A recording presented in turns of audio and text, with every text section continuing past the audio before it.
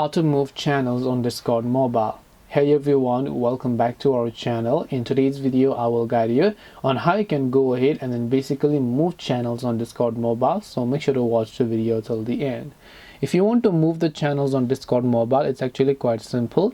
All you have to do is go ahead and first of all launch a Discord over here.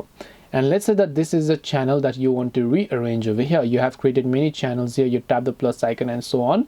You have to tap the three dots option here first and then go to settings.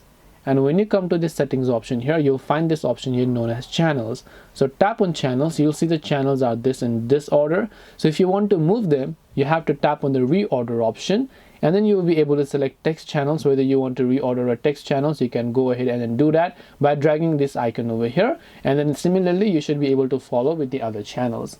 This way you can move channels on Discord mobile. Hope this video was very helpful. If you have got any questions, feel free to leave them down. Thank you for watching till the end of this tutorial, and see you soon in the next video.